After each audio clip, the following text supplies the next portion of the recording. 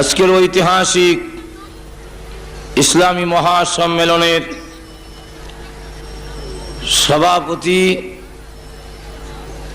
মুআজ্জাজ মুকাররম উলামায়ে কেরাম, উপস্থিত সমবেত সর্বস্তরের প্রাণপ্রিয় মুসলমান ভাইরা, পর্দার অন্তরালে অবস্থানরত অত্যন্ত শ্রদ্ধেয় মা ও বোনেরা,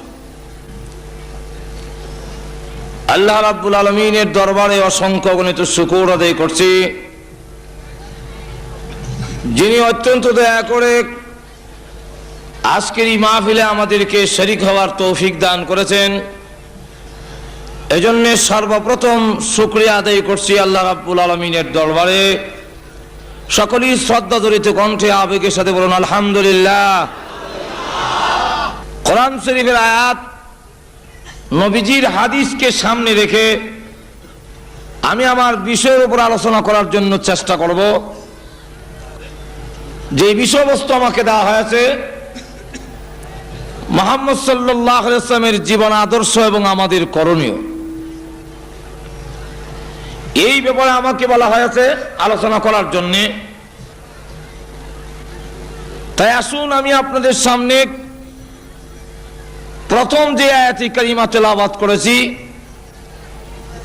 এই আয়াতের মধ্যে আল্লাহ রাব্বুল আলামিন বলেন, হে রাসূল আপনি বলুন, কুল আপনি বলুন, ইন কুনতুম তুহিব্বুনাল্লাহ, তোমরা যদি আল্লাহকে ভালোবাসো।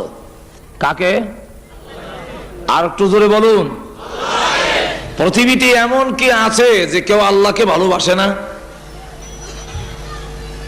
ঘুমাই গেছেন নাকি? আল্লাহ একটু জোরে হ্যাঁ না কোন, আছে কেউ আল্লাহকে ভালোবাসে না এমন কেউ আছে কি? অনেক লোক আছে গাঁজা খায়, তাকে জিজ্ঞাসা করলে তুমি গাঁজা খাও কেন, এই গাঁজা কেন খাও? সে বলেন আল্লাহ হওয়ার জন্য, আল্লাহকে ভালোবাসে এই জন্য খায়।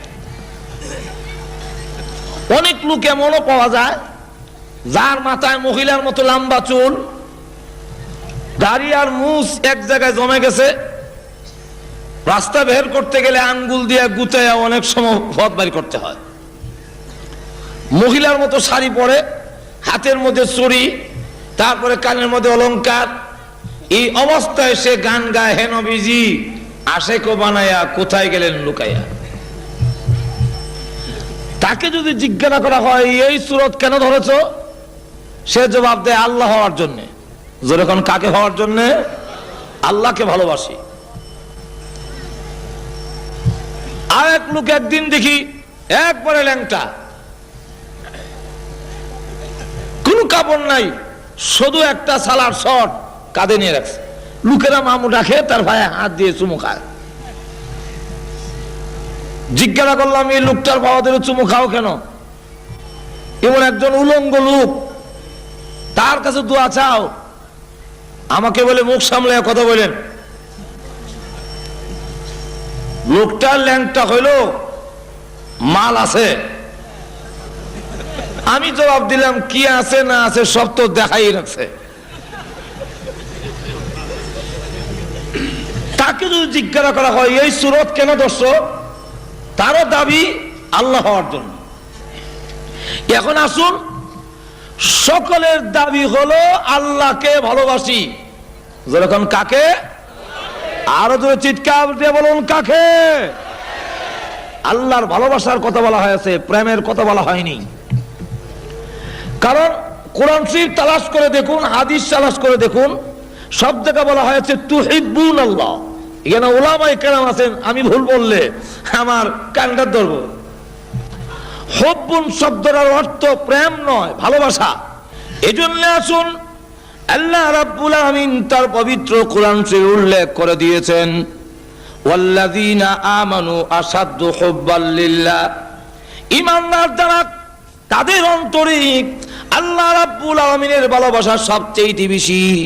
নিজের ছেলে মেয়ে যা কিছু আছে সবগুলো আল্লাহর ভালোবাসার জন্য, আল্লাহর মহব্বতের জন্য কোরবানি করে দিতে রাজি। ইব্রাহিম আলাইহিস সালাতু ওয়াস সালামের দিকে লক্ষ্য করে দেখুন, আল্লাহ প্রথমত পরীক্ষা নিলেন, হ্যাঁ ইব্রাহিম আমি তোমাকে পরীক্ষা নিব, তোমার প্রাণের ভালোবাসা মহব্বত বেশি না আমি আল্লাহর জন্য মহব্বত বেশি? আল্লাহ রাব্বুল আলামিন পরীক্ষা করে দেখলেন, ইব্রাহিম আলাইহিস সালাতু ওয়াস সালাম প্রমাণ করে দিলেন আমার নিজের প্রাণের চাইতে আল্লাহ রাব্বুল আলামিনের ভালোবাসা আমার অন্তরে বেশি। আগুনের সামনে হাজির করা হলো। তাফসীরের কিতাব উল্লেখ করে দিয়েছে চতুর্দিকে 30 হাত উঁচা ওয়াল দেওয়া হয়েছে, 2 মাস পর্যন্ত লাকড়ি জমানো হয়েছে, তারপরে আগুন ধরে দেওয়া হয়েছে। ইব্রাহিম আলাইহিস সালাতু ওয়াস সালামের সামনে আগুন। জিবরাইল এসে বলেন আমার কাছে বলুন, আগুন আমি নিভাইয়া দেই। মিকাইল এসে বলে ওগো আল্লাহর পয়গম্বর আমার কাছে বলুন, আগুন নিভাইয়া দেই। ইব্রাহিম আলাইহিস সালাতু ওয়াস সালাম ডাক দিয়ে বলেন, জিবরাইল ও ইসরাফিল, তোমরা এসেছো আগুন নিভাইয়া দেওয়ার জন্য। আমার আল্লাহ কি দেখেন না আমি যে আগুনে জ্বলে যাব? সুবহানাল্লাহ বলবেন না? আমার আল্লাহ কি দেখেন না আমি যে আগুনে জ্বলে ছাই হয়ে যাব? আমার আল্লাহ যদি খুশি হন, আল্লাহর ভালোবাসা মহব্বত পাওয়ার জন্য আমি একবার দুইবার নয় 1000 বার এই আগুনে জ্বলতে রাজি আছি। এখানে পরীক্ষায় উত্তীর্ণ হয়ে গেলেন। এই জন্য ইয়া নারুর ব্যাখ্যা হলো দুটা, ইয়া নারু কুনি বারদাও ওয়া সালামান আলা ইব্রাহিম। এর একটা ব্যাখ্যা হলো যে আল্লাহ নমরুদের আগুনকে বলেছেন, আর একটা হলো নমরুদের আগুন নয়, ইয়া নারু এ আগুন বলতে ইব্রাহিম আলাইহিস সালামের অন্তরে যে আল্লাহর ভালোবাসা, আল্লাহর মহব্বতের আগুন। আল্লাহ ডাক দিয়ে বলেন, হে ইব্রাহিম, এই আগুন নিয়ে যদি তুমি নমরুদের আগুনে জাবায়া পড়ন্তরে আছে, এই আল্লাহর ভালোবাসার আগুনের হাওয়ার জাহান্নামের আগুনের হাওয়ার চাইতে বেশি। সুতরাং ইব্রাহিম আলাইহিস সালাম যদি এই আগুন নিয়ে জাবায়ে পড়েন, নমরুদের আগুন নিভে যাবে। এই জন্য আল্লাহ রাব্বুল আলামিন যে বলেছেন ইয়া নারু, হে আগুন, এটা ইব্রাহিম আলাইহিস সালামের মহব্বত ভালোবাসার আগুন। ইব্রাহিম আলাইহিস সালাম সেখানে উত্তীর্ণ হয়ে গেলেন, পাশ হয়ে গেলেন। আবার যখন নাকি ছেলে হলো, ছেলেও দোয়া করে এনেছেন আল্লাহ রাব্বুল আলামিনের কাছ থেকে, দোয়া করলেন আল্লাহ একটা ছেলে চাই, একটা ছেলে দাও, রাব্বি হাবলি মিনাস সালিহিন। আল্লাহ রাব্বুল আলামিন দয়া করে দোয়া কবুল করে ইব্রাহিম আলাইহিস সালাতু ওয়াস সালামকে একটি ছেলে দিলেন। এই ছেলের নাম ইসমাইল। যখন কি নাম?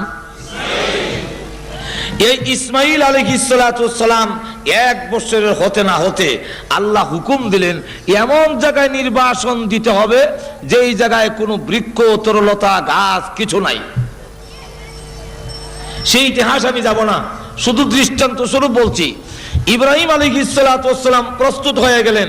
আপনি যদি 98 বছর বয়সে, 99 বছর বয়সে একটি সন্তান পান, এই সন্তান আপনি নির্বাসন দিতে আপনার অন্তরে বাজবে, এমন সন্তান কেমনে দেই? ইব্রাহিম আলাইহিস সালাতু ওয়াস সালাম 1 বছরের সন্তান সহ হাজারা একবারে নির্বাসন দিয়ে দিলেন। পানি নাই, খাবার নাই, কিচ্ছু নাই। এই অবস্থায় দিয়ে আল্লাহ হুকুম দিলেন তুমি চলে আসো, তুমি থাকতে পারবে না। ইব্রাহিম আলাইহিস সালাতু ওয়াস সালাম যখন চলে আসতেছেন, এই সময় সূরা ইব্রাহিমের ব্যাখ্যায় তাফসীরে মারিফুল কোরআনে উল্লেখ করা হয়েছে, হাজেরা আলাইহিস সালাম ডাক দিয়ে বলেন আপনি কোথায় যাচ্ছেন? এই মরুপ্রান্তরে আমাদের যখন পানি শেষ হয়ে যাবে, খাবার শেষ হয়ে যাবে, আমাদের খাবারের ব্যবস্থা কে করবে? পানির ব্যবস্থা করবে কে? উনি কোনো জবাব দেন না। 1 বার, 2 বার, 3 বার, চতুর্থবারে তিনি ডাক দিলেন, স্বামী হ্যাঁ আমি জানি আপনি আল্লাহর পয়গম্বর, এত নিষ্ঠুর হতে পারেন না, এত কঠোর হতে পারেন না। আপনি আমাদেরকে রেখে কেন যান? আল্লাহর হুকুম হয়েছে নাকি চলে যাওয়ার জন্য? ইব্রাহিম আলাইহিস সালাম আকাশের দিকে আঙ্গুল উঠাইয়া বললেন, ইশারা দিলেন আল্লাহ রাব্বুল আলামিন হুকুম দিয়েছেন তাই আমি চলে যাই। যেই মাত্র এই কথা বলেছেন, হাজেরা আলাইহিস সালাম ডাক দিয়ে বলেন আল্লাহর যদি হুকুম হয়ে থাকে আপনি চলে যান, আমার কোনো আপত্তি নাই। আমি আল্লাহর কসম করে বলি এমন আল্লাহর প্রতি আমি ঈমান আনি নাই যে আল্লাহ মরু প্রান্তরে আমার খাবার পৌঁছাইতে পারে না। আল্লাহ রাব্বুল আলামিন মরু প্রান্তরে খাবার পৌঁছাবার মতো ক্ষমতা আছে তো? আরো জোরে চিৎকার দিয়ে বলুন আছে কি নাই? ভাইরা আমার, ইব্রাহিম আলাইহিস সালাতু ওয়াস সালাম ছেলে নির্বাসন দেওয়ার বেলায়, মহব্বতের বেলায় ফাঁস, যেরকম ঠিক কিনা? শুধু তা না, এক একটা করে ইব্রাহিম আলাইহিস সালাম ওনার ছেলেকে কুরবানি দেওয়ার জন্য যে আল্লাহর হুকুম হলো, সেখানে কুরবানি দেওয়ার জন্য প্রস্তুতি গ্রহণ করে নিলেন। হাতে ছুরি ধরলেন, আল্লাহু আকবার বলে ফেলবে। আল্লাহ ডাক দিয়ে বলেন, আমি যা চেয়েছিলাম তা তো পেয়ে গেলাম, আর কুরবানি হওয়ার প্রয়োজন নাই। আমি চেয়েছিলাম এটা দেখার জন্য সন্তানের প্রতি ভালোবাসা বেশি না আমার প্রতি বেশি। সুবহানাল্লাহ। আল্লাহ রাব্বুল আলামিন বলেন, পরীক্ষায় উত্তীর্ণ হয়ে গেছে, যেহেতু ছুরি হাতে নিয়েছেন, আল্লাহু আকবার, এখন তো গলায় ছুরি লাগায় দেবে। আল্লাহ ডাক দিয়ে বলেন, হ্যাঁ জিবরাইল, জান্নাতের ভেতর থেকে দুম্বার একটা লোহার টুকরা নিয়ে যাও। ইব্রাহিম আলাইহিস সালাতু ওয়াস সালামের ছুরি যেন ইসমাইলের গলা কাটতে না পারে, ইসমাইলের তুতার নিচে লোহার টুকরা ধরে রাখবা। জিবরাইল আলাইহিস সালাতু ওয়াস সালাম বলেন, আমি তখন সিদরাতুল মুনতাহার কাছে, তখন একটা দুইটা নয় ৬ শতানের পাকায় একবারে ছেড়ে দিয়ে টান দিলাম। মিনা বাজারের ময়দানে গিয়ে দেখি ইব্রাহিম আলাইহিস সালামের ছুরি এখনো যায় নাই, আমি তার আগে জান্নাতি টুকরা নিয়ে হাজির হয়ে গেছি। তুতার নিচে লোহার টুকরা ধরে রাখছেন ইব্রাহিম আলাইহিস সালাম, আর যাবার সময় বলছেন আল্লাহু আকবার। যেই মাত্র আল্লাহু আকবার বলেছেন, ইব্রাহিম আলাইহিস সালামের কানে আওয়াজটা গেল, তখন তিনি ডাক দিয়ে বলেন, কে তুমি? এই মরু প্রান্তরে আমার ছেলে আর আমি ছাড়া কেউ নাই, আল্লাহু আকবার কে বলেছো? এই মিনাতে তো আর কেউ নেই, নিশ্চয় আল্লাহর কোন রহমতের ফেরেশতা হবে। তাহলে শোনো, আল্লাহর রহমতের ফেরেশতা যদি হয়ে থাকো, আশ্চর্য হয়ে গেছো যে আমার ছেলে, আমি একমাত্র সন্তান, কিভাবে আমি জবে করছি, এই দৃশ্য দেখে আশ্চর্য হয়ে গেছো। তুমি শুনে রাখো, আল্লাহু আকবার, লা ইলাহা ইল্লাল্লাহু, আল্লাহু আকবার, লা ইলাহা, এর অর্থ হলো লা মাহাব্বাতা ইল্লাল্লাহ, আল্লাহ ছাড়া কারো মহব্বত নাই। আমার আল্লাহর ভালোবাসার সামনে আমার সন্তানকে 1000 বার কুরবানি করতে রাজি আছে। আল্লাহু আকবার। এইভাবে দেখেন, লক্ষ্য করে দেখেন, আল্লাহর ভালোবাসা যদি হয় তাহলে সকল কিছু কুরবানি দিতে পারে আল্লাহ ভালোবাসার সামনে। জোরে বলুন ঠিক কিনা? তাহলে আল্লাহ রাব্বুল আলামিন বলেন, আল্লাহ রাব্বুল আলামিনকে যারা ভালোবাসে, এই কথা যারা বলে যে আমি আল্লাহকে ভালোবাসি, আল্লাহর ভালোবাসা তো বলা যায় সহজ, কিন্তু আল্লাহর ভালোবাসা কিভাবে পাওয়া যায়? আল্লাহর ভালোবাসা পাওয়া বড় কঠিন। আল্লাহর ভালোবাসা যদি না পাওয়া যায় তাহলে আমার জীবনের সবকিছু ব্যর্থ। এখন আল্লাহর ভালোবাসা কেমনে পাওয়া যাবে? আল্লাহ রাব্বুল আলামিন বলেন, হে রাসূল আপনি বলুন। মূর্তির মাধ্যমে, মূর্তির পূজার মাধ্যমে, মূর্তিগুলোর দাওয়াতের মাধ্যমে, ঈসা আলাইহিস সালাতু ওয়াস সালামকে আমার সন্তান বানানোর মাধ্যমে, আর উযাইর আলাইহিস সালাতু ওয়াস সালামকে আমার সন্তান বানানোর মাধ্যমে কখনো আমার ভালোবাসা পাওয়া যাবে না।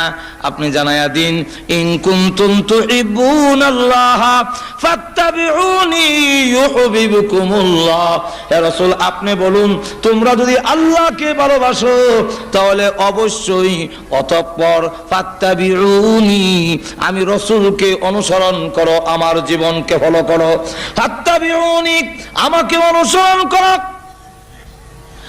আমাকে অনুসরণ করলে কি হবে? ইউহিব্বুকুমুল্লাহ, আল্লাহ রাব্বুল আলামিনের ভালোবাসা পাওয়া যাবে এবং তোমাদের জীবনের সকল গুনাহ আল্লাহ মাফ করে দিবে। তাহলে আল্লাহর ভালোবাসা পেতে হলে রাসূলের জীবন আদর্শকে অনুসরণ করতে হবে। জোরে কোন ঠিক কিনা? আরো জোরে বলুন ঠিক কিনা? যদি আল্লাহর ভালোবাসা বলে আমি আল্লাহকে ভালোবাসি, তাহলে বলুন দেখি, মূর্তির পূজার মাধ্যমে আল্লাহর ভালোবাসা পাওয়া কি সহজ? সম্ভব? কেন? আল্লাহ রাসূল মূর্তির সামনে মাথা নত করে নাই। অতএব মূর্তির সামনে মাথা নত করে কখনো আল্লাহর ভালোবাসা যারা দাবি করে, এই দাবি হবে কিন্তু আল্লাহর ভালোবাসা পাওয়া যাবে না। এতক্ষণ পর্যন্ত আলোচনার মাধ্যমে বোঝা গেল, আল্লাহর ভালোবাসা পেতে হলে রাসূলকে অনুসরণ করতে হবে, রাসূলের জীবনকে আমরা ফলো করতে হবে, রাসূলের জীবন আদর্শকে আমরা গ্রহণ করতে হবে। এখন রাসূলের জীবন আদর্শ গ্রহণ করব কেন? যেরকম ঠিক না? রাসূলের জীবন আদর্শ গ্রহণ করার কারণ হলো, একটা মানুষকে মানে যেই সমস্ত গুণগুলোর কারণে একে অন্যকে ফলো করে, অনুসরণ করে, এই সবটি গুণ একমাত্র আমাদের নবীর কাছে ছিল।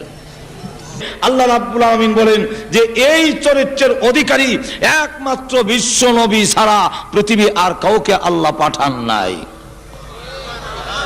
যেরকম ঠিক কিনা? ওয়া ইন্নাকা লাআলা খুলুকিন আযীম। আল্লাহ রাব্বুল আলামিন বলেন রাসূলের চরিত্র হলো মহান চরিত্র। এখন আসুন, এই চরিত্র হলো তিন ভাগে বিভক্ত। একটা চরিত্র হলো খুলুকে আহসান, মানে উত্তম ভালো চরিত্র। আরেকটা হলো উত্তম চরিত্র, আরেকটা হলো মহান চরিত্র। ভালো চরিত্র হলো আপনি যদি তাকে গালি দেন তাহলে সে পাল্টা আবার একটা সমান সমান গালি দিয়ে দিল, বেশি দিল না, এই লোকটা মোটামুটি ভালোই। আর যে লোকটা নাকি আপনি গালি দিলে তাকে সে মাফ করে দেয়, এটার নাম হলো উত্তম চরিত্র। আর মহান চরিত্র হলো তার কাছে তাকে কেউ গালি দিলে, তার সাথে খারাপ আচরণ করলে পাল্টা উনি তার সাথে এমন সুন্দর আচরণ করেন যে আচরণে তার খারাপ চরিত্র ভালো হয়ে যায়। এই চরিত্রটা ছিল একমাত্র মুহাম্মাদুর, আর যখন মুহাম্মাদুর। এই জন্য আসুন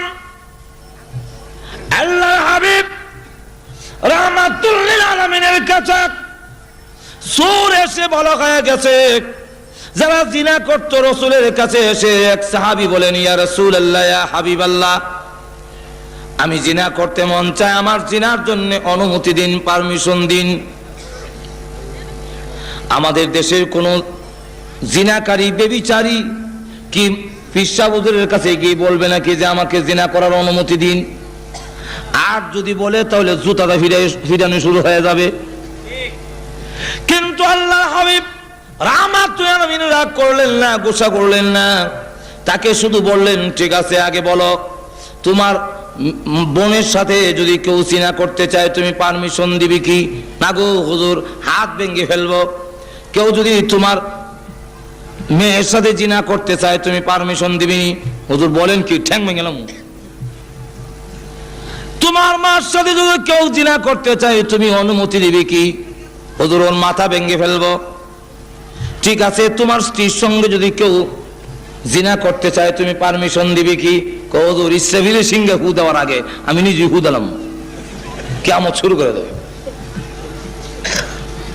আল্লাহ রাসূল বলেন, এবার জবাব দেখ, পৃথিবীর যত মহিলা আছে সব মহিলা চার ভাগে বিভক্ত, হয়তো কারো মেয়ে, না হয় কারো বোন, আর না হয় কারো মা হবে, না হয় কারো স্ত্রী হবে। তুমি যার সাথে জিনা করবে ওই মহিলা তো কারো বোন, না হয় কারো মেয়ে, না হয় কারো মা, না হয় কারো স্ত্রী। তোমার কাছে যেমন তোমার মার ইজ্জত আছে, তোমার কাছে যেমন তোমার স্ত্রীর ইজ্জত আছে, তোমার কাছে যেমন তোমার বোন এবং তোমার মেয়ের ইজ্জত আছে। যেই লোকের বোনের ইজ্জত নষ্ট করবে তারও তো বোনের ইজ্জত আছে, কেমনে নষ্ট করবে? তার কাছে তো খারাপ লাগবে।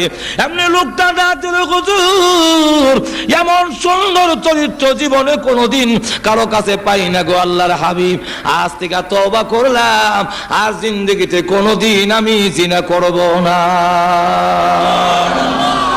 ভাইরা আমার, তাহলে দেখা গেল রাসূলের চরিত্রের কাছে আসলে খারাপ চরিত্রের লোক ভালো হয়ে যায়।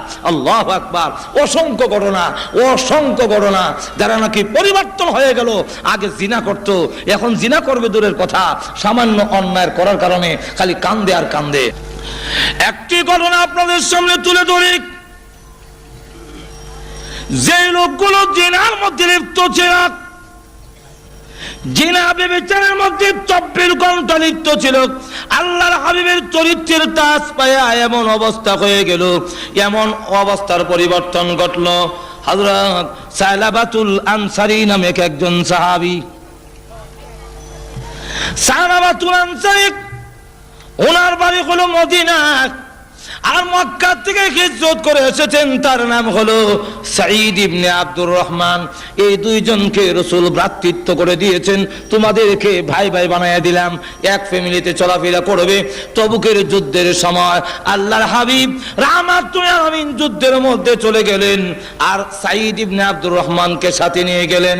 সালাবাতুল আনসারী রাদিয়াল্লাহু আনহু ওনার ফ্যামিলির দায়িত্ব গ্রহণ করে নিল।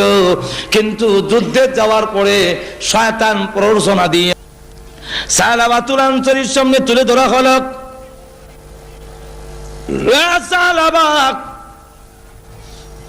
সাঈদ ইবনে আব্দুর রহমানের স্ত্রী বড় সুন্দরী, স্বামী বাড়িতে নাই, বিরাট বড় সুবর্ণ সুযোগ। এই প্রলোভন দিয়ে পর্দার ভিতরে নিয়ে গেল। সালাবা ওই মহিলার হাত গিয়ে ধরেছে, যেই মাত্র টান দিল, মহিলা ডাক দিয়ে বলে, সালাবা রে, তোর কি আল্লাহর ভয় নাই? কিয়ামতের মাঠে কি তুই আল্লাহর সামনে দাঁড়াবে না? তোর ভাইয়ের আমানতের খেয়ানত তুই কেমনে করবি? কিয়ামতের মাঠে আল্লাহর সামনে কি জবাব দিবে? বিশ্বাসঘাতকতা এবং জিনা যদি করস। এতটুকু বলার পরেই সালাবাতুল আনসারীর অন্তরে জাহান্নামের আগুনের ভয় এসে গেল। হাত ছেড়ে দিয়ে দৌড়ে পাহাড়ের কাছে গিয়ে বৃক্ষের নিচে সেজদা দিয়ে কাঁদলেন, প্রভু অন্যায় করেছি, অপরাধ করেছি, মেহেরবানি করে তুমি মাফ করে দাও। এদিকে সাঈদ ইবনে আব্দুর রহমান যুদ্ধের ময়দান থেকে ফিরে আসলেন বাড়িতে। এসে দেখে সালাবাতুল আনসারী বাড়িতে নাই। তখন তিনি গেলেন, জিজ্ঞাসা করলেন, আমার ভাই সালাবা কোথায়? উনার স্ত্রী বলেন, পূর্ব দিকে চলে গেছে। সালাবাতুল আনসারীর অনুসন্ধানে বের হয়ে গেল, গিয়ে দেখে পাহাড়ের ভিতরে গাছের নিচে সেজদা দিয়ে কান্দে, প্রভু গো, আমি গুনাহগার, তুমি গফফার, আল্লাহ তুমি যদি মাফ না করো, আল্লাহ আমি জাহান্নামের আগুন সহ্য করতে পারবো না। আল্লাহ কিয়ামতের দিন লাঞ্ছনা অপমান সহ্য করতে পারবো না, মেহেরবানি করে আমার জীবনের গুনাহ মাফ করে দাও। এমনি সাঈদ ডাক দিয়ে সালাবা, আর মাথা উঠাক, আল্লাহর দরবারে তওবা করো। কোনো গুনাহ করে থাকলে আল্লাহ রাব্বুল আলামিনের নাম গফুরুর রহিম, আল্লাহ রাব্বুল আলামিন তোমাকে মাফ করে দিতে পারেন। সালাবা ডাক দিয়ে কয়, ভাই সাঈদ, আমি বাড়িতে যাব না, আমার এই চেহারা আর দেখাবো না। তুমি যদি আমাকে বাড়িতে নিতে হয়, আমার দুইটা হাত গাড়ির সঙ্গে বেঁধে অপমানিত গোলামের ন্যায় টেনে নিতে পারো, আমি আর মদিনায় যাব না। বাধ্য হইয়া সাঈদ রাদিয়াল্লাহু আনহু সালাবার দুইটা হাত গাড়ির সঙ্গে এইভাবে বাঁধলেন। বেঁধে যখন মরা লাশের মতো, যখন নাকি মরা লাশের মতো টানে, তারই মেঘ খামসানা রাদিয়াল্লাহু আনহা দৌড়ে এসে রশি ধরে টানে আর কয়, বুড়া তো হয়েছো, বয়স তো কম হয় নাই, চরিত্র বুঝি এখনো বদলায় নাই। সুবহানাল্লাহ বলবেন না? আব্বা চরিত্র এখনো বদলায় না, আরেকজনের স্ত্রীর হাতে তুমি কেমনে ধরলে? যে লোক নাকি আরেকজনের স্ত্রীর হাতে ধরে, এই লোককে এইভাবে অপমানিত গোলামের মতো টেনে নিতে হয়। বাড়ির কাছে যাওয়ার পরে ডাক দিল, সাঈদ, আমাকে বাড়িতে নেওয়ার আগে চলো, আবু বকর সিদ্দিকের দরবারে যাব, আবু বকরকে জিজ্ঞাসা করব, আমার মতো গুনাহগার যদি তওবা করে আল্লাহ রাব্বুল আলামিন মাফ দিবনি, আল্লাহ আমাকে মাফ দিবেন কিনা। আবু বকর সিদ্দিক রাদিয়াল্লাহু আনহুর কাছে গিয়ে দাঁড়িয়ে বলতে লাগলেন, আবু বকর, অন্যায় করেছি নফসের ধোঁকায়, শয়তানের ধোঁকায়, আমি যদি তওবা করি আল্লাহ রাব্বুল আলামিন আমাকে মাফ দিবেন কিনা। আবু বকর সিদ্দিক বলেন, মাফ দেওয়া না দেওয়া এটা আমার ব্যাপার নয়, আল্লাহ রাব্বুল আলামিনের ব্যাপার। আল্লাহ মাফ দিবেন কিনা আমি জানি না, তুমি আমার বাড়ি থেকে বের হয়ে যাও। রাস্তায় গিয়ে ডাক দিয়ে বলে, আরে সাঈদ, আবু বকর আমাকে বিদায় করতে পারে, আমি কিন্তু নৈরাশ হই না, আমাকে নিয়ে চলো ওমরের দরবারে। ওমরকে জিজ্ঞাসা করব, আমার মতো নাফরমান যদি তওবা করে আল্লাহ রাব্বুল আলামিন মাফ দিবেন কিনা।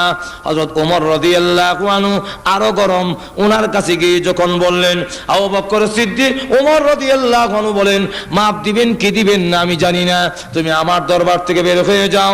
তখন ওনার রাস্তায় বের হয়ে গিয়ে বলে, সাইদ আমাকে ওমর বিদায় করে দিতে পারে, আমি আল্লাহর রহমত থেকে নরাশ হব না, আমাকে নিয়ে চলো আলীর দরবারে, আলীকে জিজ্ঞাসা করবো আমার মতো গুনাহগারকে মাফ দিবে কিনা।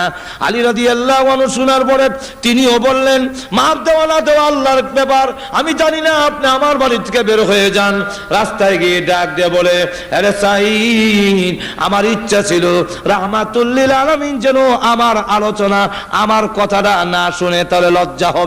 আবু বকরের কাছে গেলাম, বের করে দিয়েছে। ওমরের কাছে গিয়েছি, তিনিও বের করে দিলেন। আলীর কাছে গিয়েছি, আলী বের করে দিলেন। এবার বাধ্য হয়ে চলো রাহমাতুল লিল আলামিন দয়াল নবীর কাছে। আমার মনে হয় রাহমাতুল লিল আলামিন তার গুনাহগার উম্মতকে বিদায় করবে না। চলো রসুলের দরবারে যাই। রসুলের সামনে দাঁড়ায় বলেন, ইয়া রাসূলুল্লাহ, ইয়া হাবিবাল্লাহ, ওগো আল্লাহর হাবিব, আমার মতো গুনাহগার আল্লাহ রাব্বুল আলামিন মাফ দিবেন কিনা, মাফের কোনো ব্যবস্থা আছে কিনা।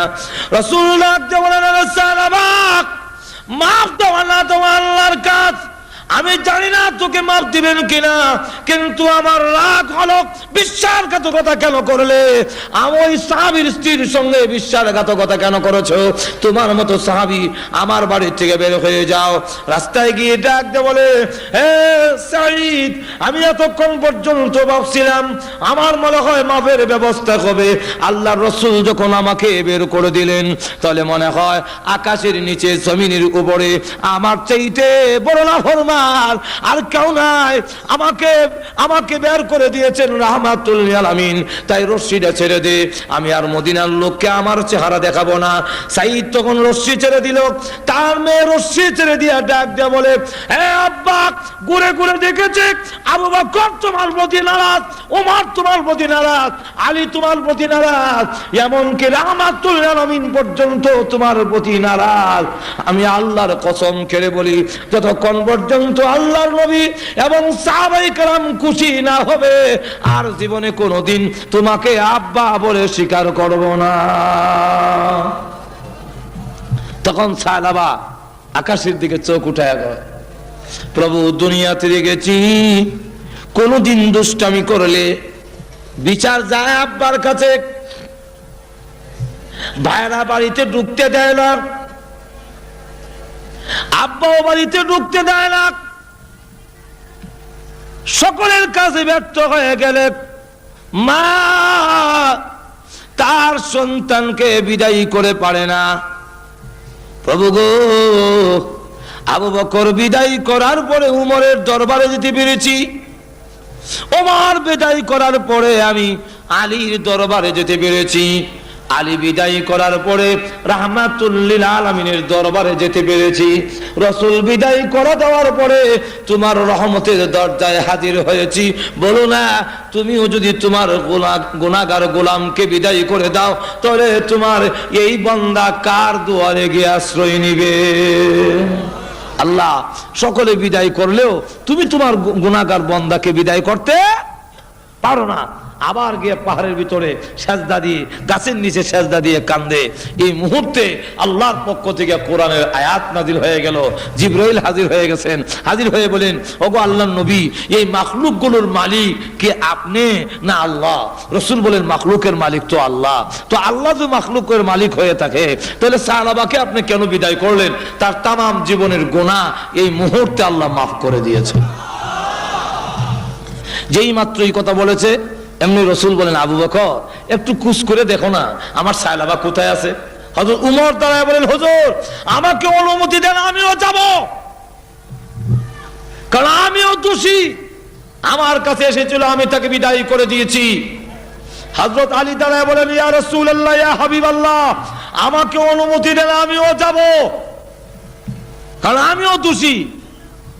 হযরত সালমান ফারসি রাদিয়াল্লাহু আনহু দাঁড়ায় বলেন, ওগো আল্লাহর হাবিব, আপনি আমাকে অনুমতি দেন, আমি মুরব্বী সাহাবী, আমার বয়স বেশি। ওগো আল্লাহর নবী, উনি ইসলাম ধর্ম গ্রহণ করে সময় এত লম্বা হায়াত আর কোন উম্মতে সাহাবীদের মধ্যে, উম্মতে মুহাম্মদের মধ্যে কিয়ামতের আগ পর্যন্ত কেউ এত লম্বা হায়াত পাবে না।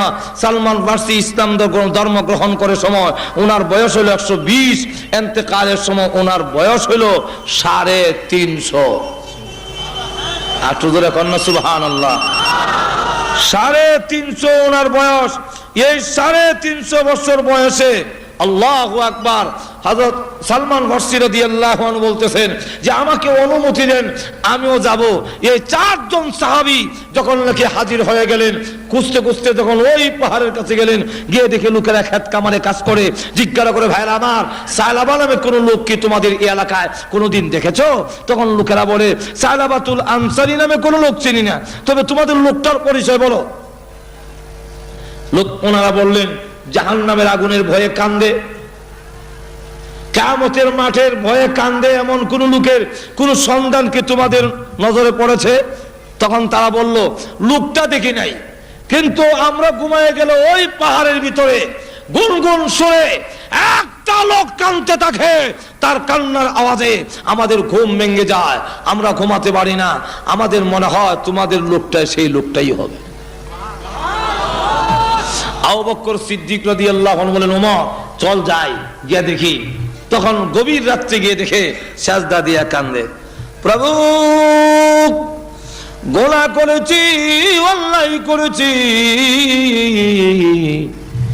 আল্লাহ, তবুও তো তুমি আমাকে সৃষ্টি করেছো, তোমার রহমতের দরজা থেকে যদি তাড়ায়া দাও, বলো না তোমার এই গুনাহগার বান্দা কার কাছে যাবে, কোথায় যাবে? এই অবস্থায় কাঁদতেছেন। আবু বকর সিদ্দিক রাদিয়াল্লাহু আনহু ডাক দিয়ে বলেন, ওরে সায়লাবা, মাথা উঠা। তখন তিনি ডাক দিয়ে বলেন, অন্ধকারে লোক চেনা যায় না, কিন্তু আওয়াজে বুঝতে পেরেছি তুমি আবু বকর। আমি আপনার কথায় আমি যাব না, আপনি না আমাকে বিদায়ী করে দিয়েছেন, যতদিন আল্লাহ আমাকে মাফ না দিবে আমি আর যাব না মদিনায়, লোকদেরকে চেহারা দেখাবো না। এমনি হযরত উমর ওই গর্তের পরে দাঁড়ায় বলেন, মাথা উঠা, আর কাঁদতে হবে না, আল্লাহ রাব্বুল আলামিন তোর জীবনের গুনাহ মাফ করেছে বলে এই মুহূর্তে কোরআনের আয়াত নাজিল হয়েছে। এমনি সালাবাতুল আনসারী মাথা উঠায় আর বলে, আল্লাহ সত্যি তোমার নাম রহমান রহিম, সকলে বিদায় করলেও তুমি তোমার গুনাহগার বান্দাকে বিদায় করে দিতে পারো না। সালাবাতুল আনসারী সহ 5 জন সাহাবী মদিনার দিকে রওনা দিলেন। মদিনার ভিতরে যখন ঢুকছে তখন হযরত বিলাল ফজরের আযান দেয়। মসজিদের ভিতরে ঢুকলেন, নামাজ আরম্ভ হয়ে গেছে। রাসূল নামাজের মধ্যে আরম্ভ করলেন, আলহাকুমুত তাকাসুর। যেই মাত্র আলহাকুমুত তাকাসুর বললেন, এমনি শোনা যায় বিকট চিৎকারের আওয়াজ। নামাজের মধ্যে সাহাবীরা কেঁপে উঠেছেন, এত বিশ্রী আওয়াজ কার? আবার রাসূল বললেন, হাত্তা যুরতুমুল মাকাবির। এমনি শুনে আরেকটা বিকট আওয়াজ। এই বিকট চিৎকারে সাহাবীদের মধ্যে কম্পন শুরু হয়ে গেছে, কাঁপতে লাগলেন। এমন বিশ্রী আওয়াজ কে দিল? নামাজের সালাম ফিরানোর পরে, আসসালামু আলাইকুম রাহমাতুল্লাহ, আসসালামু আলাইকুম রাহমাতুল্লাহ। পিছনের দিকে তাকায়া দেখেন সালাবাতুল আনসারী জমিনে পড়ে গড়াগড়ি করতেছে। আল্লাহর হাবিব দৌড়ে গেলেন, কাছে যাওয়ার পরে এমনি নড়াচড়া বন্ধ হয়ে গেছে। রাসূল বলেন, সালমান আমার সালাবার ফার্স পরীক্ষা করে দেখো, মুখে পানি দাও, মাথায় পানি দাও। এমনি সালাবাতুল হযরত সালমান ফার্সি রাদিয়াল্লাহু আনহু ফার্স পরীক্ষা করে বুকে হাত দিয়ে বলেন, ওগো আল্লাহর নবী, আপনার সাহাবী সালাবাতুল আনসারীর মুখে আর পানি দেওয়ার কোনো প্রয়োজন নাই, মাথায় পানি দেওয়ার প্রয়োজন নাই। সালাবাতুল আনসারী কলিজা ফেটে চিরদিনের জন্য এই পৃথিবী থেকে বিদায় হয়ে গেছে।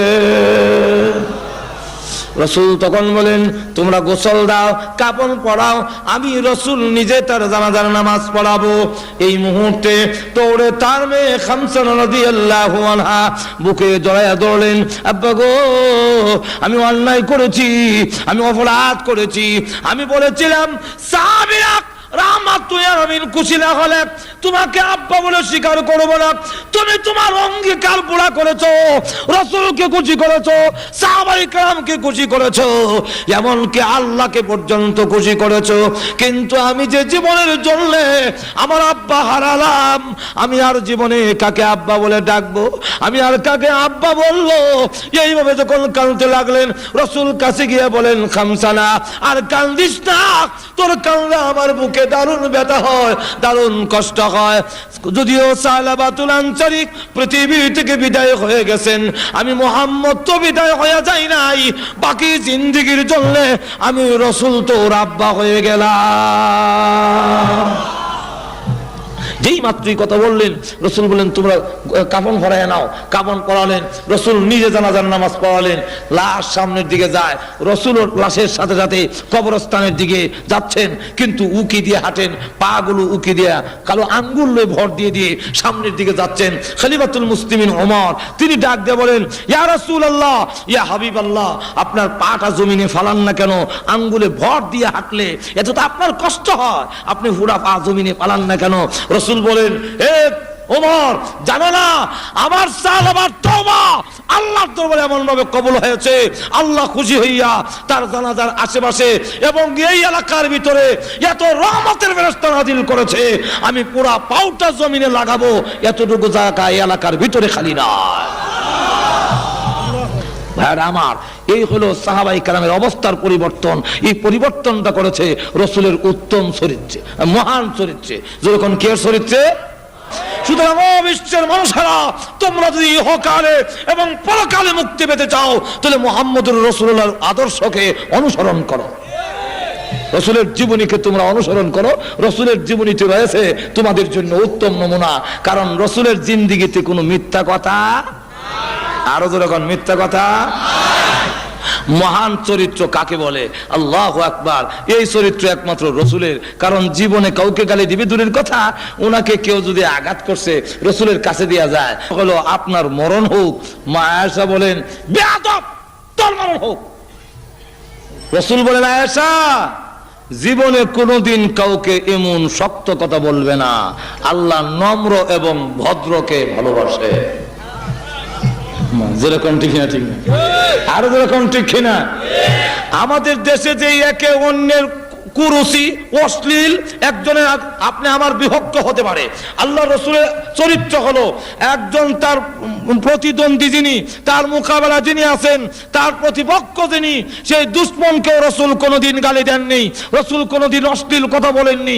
সুতরাং যদি আজকে আমাদের সর্বক্ষেত্রে রসুলকে অনুসরণ করা যায়, তাহলে দেখা যাবে আমাদের মধ্যে যে একে অন্যের কাটা ছড়ি, একে অন্যের সাথে যে আচরণ, এরা থাকবে না, গোটা সমাজের মধ্যে শান্তি প্রতিষ্ঠিত হবে। যেরকম ঠিক না, ঠিক না? ভাইরা আমার, হুজুর সাল্লাল্লাহু আলাইহি ওয়াসাল্লামের কাছে এক লোক টাকা পাবে, বলবো না অসুবিধা হচ্ছে নাকি? টাকা পাবে, রসুল তার কাছ থেকে কর্জ আনছিলেন, ঋণ আনছিলেন। মনে করেন দেওয়া হবে আজকে, যেমন শুক্রবার গেল, আগামী সোমবারে দেওয়া হবে। সে রবিবারে কি রসুলের গলার মধ্যে একটা চাদর পেঁচানো, চাদরের এক মাথার ধরে পিছন থেকে এমন সজোরে টান দিল, রসুলের গলায় ফাঁসি লেগে গেছে। ফাঁসি লাগছে বলে তো চেহারার রং পরিবর্তন হয়ে গেছে, আর চোখগুলো রক্ত, চোখের মধ্যে রক্ত জমে গেছে। রসুল পিছনের দিকে তাকায় দেখলেন হাওলাদার, ও তুমি আসছো, ও আচ্ছা ঠিক আছে। খলিফাতুল মুসলিমিন উমর রাগে গুসায় সহ্য করতে না পারে, বেয়াদব কোথাকার, রসুলের সামনে রসুলের পারমিশন ছাড়া আমরা কিছু করি না, আর না আমি তোর দেহ থেকে মাথা এখন বিচ্ছিন্ন করে দিতাম। মজুর এখন ঠিক না? রসুলকে গালি দিলে সাহাবীরা ছেড়ে দিব? এখন না ছেড়ে দিবে? আল্লাহু আকবার। আবু বকর সিদ্দিকের নামে এক লোক গিয়ে কেস দিছে, আবু বকর সিদ্দিকের নামে কেস। এক ইহুদি, হুজুর আপনার আবু বকর সিদ্দিক আমাকে চট দিয়েছে, আমি ড্রেনে পড়ে গেছি, এই দেখেন আমার চামড়া উঠে গেছে, এর জন্য বিচার প্রার্থী হইলাম। রসুল বলেন নামটা ভুল করেছো, নামটা মনে হয় আবু বকর নয়, নামটা উমর হবে, কারণ চট দেওয়া উমরের কাম, আবু বকর করে চট দেয় না। ওই ইহুদি ডাক দিয়ে বলে না, আমি আবু বকরও চিনি ওমরও চিনি, আজকের শটটা আবু বকরই দিয়েছে। রাসূল বলেন আবু বকর যদি দিয়ে থাকে, আর তুমি ইসলামিক কোডে বিচার দিয়েছো, ইসলামিক কোডে মুসলিম অমুসলিম এর মধ্যে কোনো তফাৎ নাই। নোটিশ গেল, আবু বকর তোমার নামে কেস হয়েছে। আবু বকর সিদ্দিক বলেন আসসালামু আলাইকা ইয়া রাসূলুল্লাহ, ওই ইহুদিটাকে একটা চর দেওয়ানোর পারমিশন আমাকে দিন।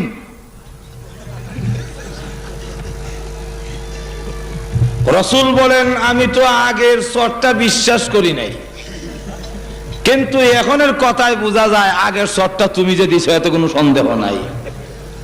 মাজর এখন ঠিক না? যেই মাত্র এই কথা বলেছে এমনি আবু বকর বলেন জি হুজুর, আগের তো আমি দিছিলাম। তো তুমি তো জীবনে কোনোদিন গালি দাও না, কাউকে আঘাত করো না, আজকে তুমি কেন চর দিলে?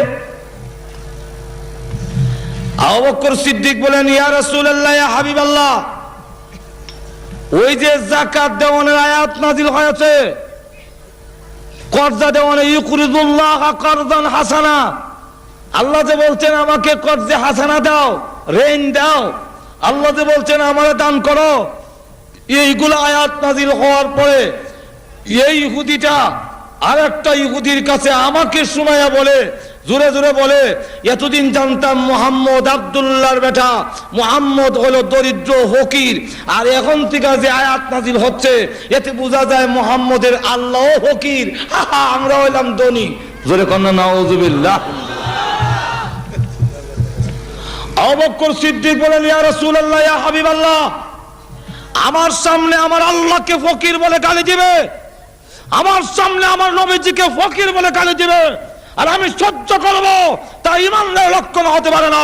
সত্যিকারের উম্মত যদি হয়ে থাকে, রাসূলের বিরুদ্ধে কোনো কথা যদি হয়, ইসলামের বিরুদ্ধে যদি কোনো কথা হয়, আর রক্ত দেওয়ার জন্য রাজপথে যদি দাপায়া পড়ে, সে সত্যিকারের আশিক রাসূল। যেরকম ঠিক না? ঠিক না? আরো যেরকম ঠিক না? কোথাও কোনো হাউজি বাম্পার এক্সিবিশন, কোন জুয়া এবং অন্যায় মদের আড্ডাখানা যদি বসে, আর আপনি যদি নীরব ভূমিকা পালন করেন, সেখানে আশিক রাসূল হতে পারেন না। যেরকম ঠিক না? ঠিক না? অন্যায়ের প্রতিবাদে যারা গর্জে উঠে যে আল্লাহ রসুলকে আমি ভালোবাসি, সুতরাং আল্লাহ রসুল ওইগুলো পছন্দ করেন নাই, আমিও পছন্দ করি না। যেরকম ঠিক না? হ্যাঁ আমার লক্ষ্য করে দেখুন, আবু বকর সিদ্দিক কয় আমার কাফেররা বহু গালি দিছে, আমার কলিজার টুকরা আদরের সন্তান হযরত আয়েশার উপরে ওরা জিনার তহমত উঠাইয়া দিয়েছে, কিন্তু আমি সহ্য করেছি, গালি দেইনি বর্দা, কিন্তু রসুলকে দিলে নজরে কোন ঠিক না? কোথায় নাকি গালি দিছে আল্লাহ এবং তোর রসুলকে। এই ইহুদি, আচ্ছা আমার না ওই গালি দিলে, কিন্তু আল্লাহর মধ্যে তো কোনো ইখতিলাফ নাই, আল্লাহ তো তোমরাও নজরে কোন ঠিক না? ইহুদিরা কি আল্লাহ মানে না? আর তুজুর এখন মানে না? তো ইহুদি তুমি তো আল্লাহ মানো, আল্লাহ কি ফকির বললে কেন? এমনি সেই ইহুদি লোকটা তারা কয় ওগো আল্লাহর নবী, আমি জীবনে আল্লাহকে গালি দিই না, আল্লাহকে গালি দিব আমি কি পাগল নাকি? রাসূল বলেন আবু বকর তুমি বলতেছো গালি দিয়েছে, সে বলে গালি দেয় নাই, এখন এই যে ইখতিলাফ লাগলো, এখন তো কোর্টে কেস হয়ে গেছে। আবু বকর সিদ্দিক বলেন হুজুর আমার নাম যে শেখেদা সিদ্দিক উপাধি, যার অর্থ হলো চিরন্তন সত্যবাদী, এটা আল্লাহর পক্ষ থেকে তো আমার লাগানো হয়েছে, আপনি তো জানেন আমি মিথ্যা বলি না। রাসূল বলেন খুব জানি, খুব জানি তুমি মিথ্যা বলো না, কিন্তু কোর্ট তো এই সিদ্দিক দিয়ে চলে না, কোর্ট তো নীতিমালা আছে। মাজরে কোন ঠিক না? কোর্টের ইসলামী কোর্টের বিধান হলো আল বাইয়িনাতু আলাল মুদ্দাই ওয়াল ইয়ামিনু আলা মান আনকার।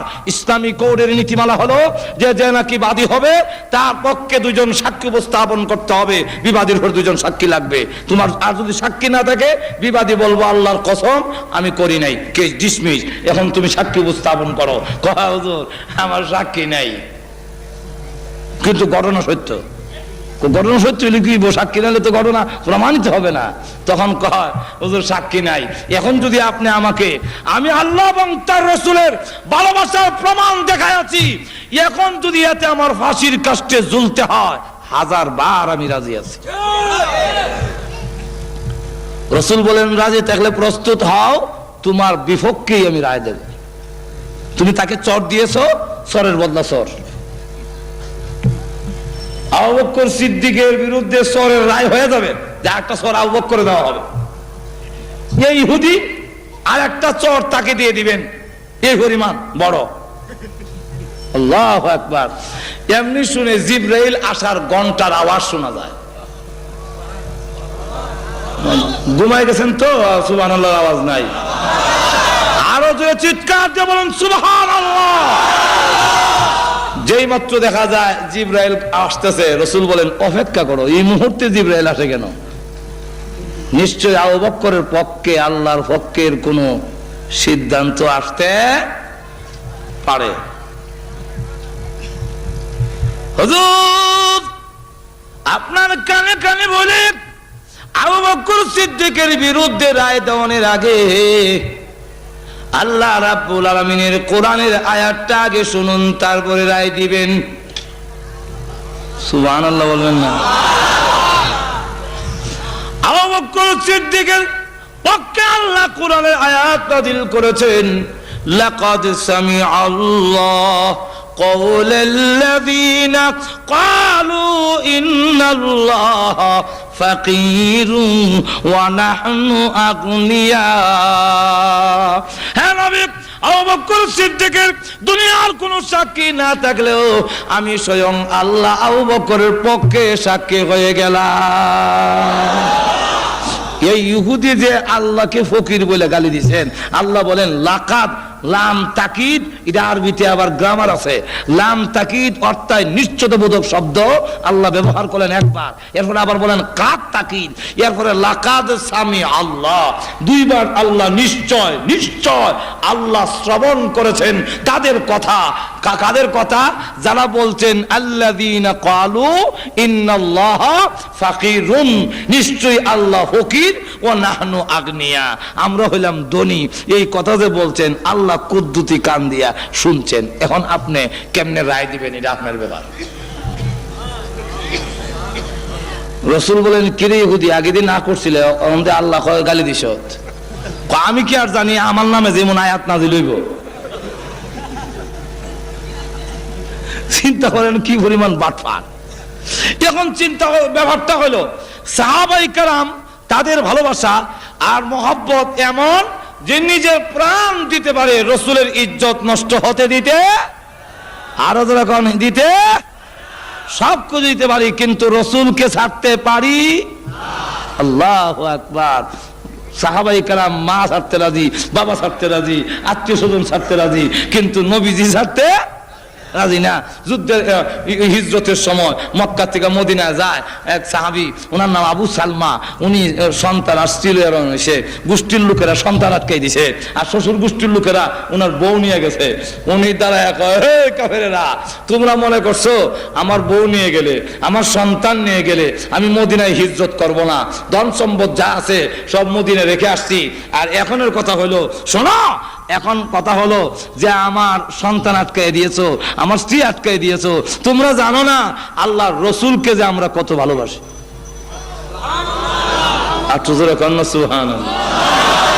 আল্লাহু আকবার, আল্লাহু আকবার। আল্লাহর রাসূলকে যে কত ভালোবাসি এটা তোমরা তো জানো না। আমার নিজের প্রাণের চাইতেও আল্লাহর রাসূলকে আরো কোটি গুণ, আরো যখন কোটি গুণ। আমি রাসূলকে আগে অনুসরণ করব কেন? রাসূলের জীবন আদর্শ আমার অনুসরণ করুন, এবং এটা করলে আমি কেন করব, কেন করতাম, এটার বিস্তারিত আলোচনা আগে বলছি, সময় নাই। এক নম্বরটা হলো রাসূলের চরিত্রটা হলো মহান চরিত্র, যার চরিত্রের মধ্যে কোনো কলঙ্কের দাগ নাই, মিথ্যা নাই, ধোঁকা নাই, বাটপারি নাই, এবং যার কাছে আসলে একটা লোক এমন হয় যে জীবনের জন্য ভালো হয়ে যায়, তাম পৃথিবীর মধ্যে সবচেয়ে শ্রেষ্ঠ মানুষ হিসাবে ঘোষণা হয়ে যায়। যেরকম ঠিক না? তাহলে এক নম্বর, আর বিস্তারিত বলতে গেলে তো অনেক লম্বা সময় লাগবে। এক নম্বর হলো ওয়া ইন্নাকা লাআলা খুলুকিন আযীম। আল্লাহ রাব্বুল আলামিন হলেন আমার রাসূলের সার্টিফিকেট আমি দিলাম।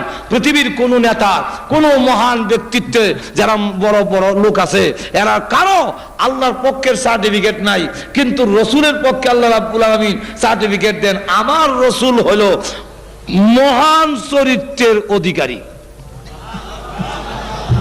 যেই ঘটনাটা বলতেছে সেটা আমি দেখো এলাই, মনে আছে তো আপনাদের? সেটা বলি। ওই যে উমর বলল যে রসুল যদি না থাকতো সর দেয়া দাঁত ফেলাই দিলাম হলে, যেরকম ঠিক না? তো রসুল বলেন না ওমর, তার দেওয়ার তারিখ হলো সোমবার, একদিন আগে এসে এলে অসুবিধা কি? তুমি তাকে যে দমক দিছো এই জন্যে তুমি তাকে টাকাটা তো দিবাই বাইতুল মালে, আমার ইয়েতে কুষাগারে যদি মাল থাকে, ফান্ডের টাকা থাকে, তাকে দিয়ে দাও। আর তুমি যে পাওনাদারকে ধমক দিলা এই জন্য আরো 200 দিরহাম জরিমানা দিও। লোকটা সাথে করে নিয়ে গেল, বলতেছে যে এই নাও তোমার পাওনা টাকা, আর এই নাও রসুল যে বলছেন আরো 200 টাকা আমি জরিমানা দিলাম, পাওনাদাররা কেন ধমক দিলাম? লোকটা টাকা নেওয়ার জন্য আসি নাই, আমার দেওয়ানের তারিখ হয় নাই, আমি তো আসলে টাকা নেওয়ার জন্য আসি না। কেন আসছো? তাওরাত কিতাবের মধ্যে বিশ্বনবী রাহমাতুল লিল আলামিনের যত গুণগান উল্লেখ করা হয়েছে এক একটা করে পরীক্ষা করে দেখেছি। শেষটা ছিল বিশ্বনবী যিনি হবে 300, বিশ্বনবী যিনি হবে 300 খারাপ আচরণ কেউ করলে উনি পাল্টা তার সাথে ভালো আচরণ করবেন। আর এই বালা আচরণ করবে কখন? এমনি সব বালা মানুষ শৈল গুতা দিয়ে রাগ চুলায় সারলে যদি ঠিক থাকতে পারে তাহলে ভালো মানুষ, যেরকম ঠিক না? আর নাহলে তো এইখানে যারা আছেন সব ভালো মানুষ, সব ভালো মানুষ, সবতে হাসি, হ্যাঁ। কিন্তু আমি খারাপ আচরণ করে দেখি, তখন দেখা যাইব যেরকম ঠিক কিনা। একজন জিজ্ঞাসা করে, ভাই বাবা তোমার বাড়ি কোথায়? আমার বাড়ি তো অমুক গ্রাম। যে গ্রামের নাম কইছে এই গ্রামের লোক অধিকাংশ হলো ও গ্রামে যাজি, খারাপ, লাইটল বেশি, আর কি জঙ্গলি কিসিমের মানুষ।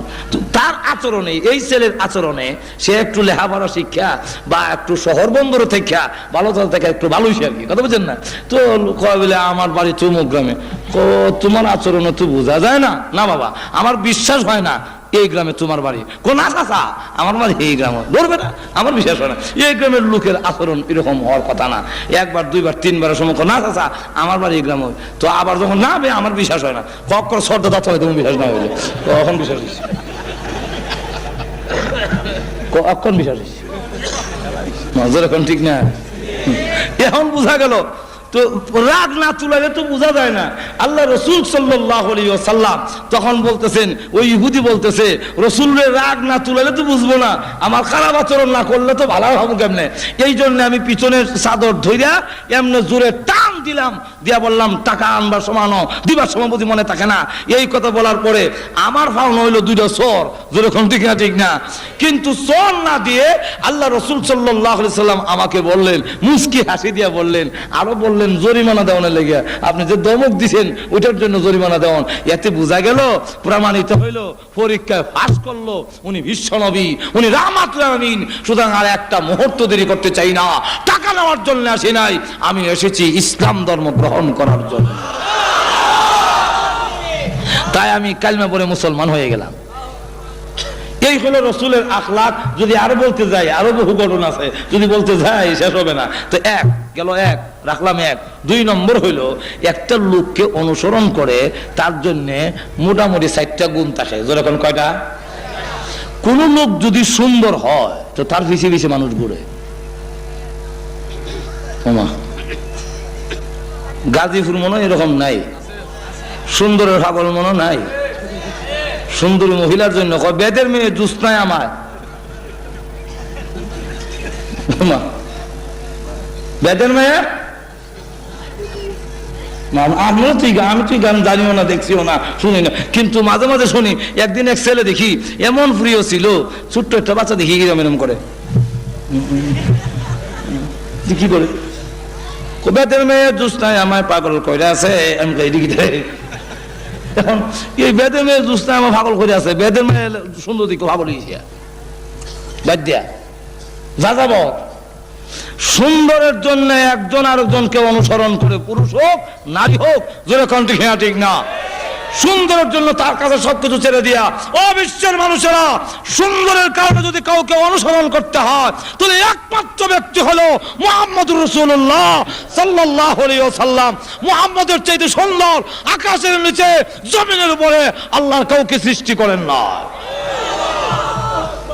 সুতরাং রসুলের সুন্দর। হাসান হুসাইন বলে না না এই করতে ওই করে যাবো, একটু লাইট দেন না, অন্ধকার।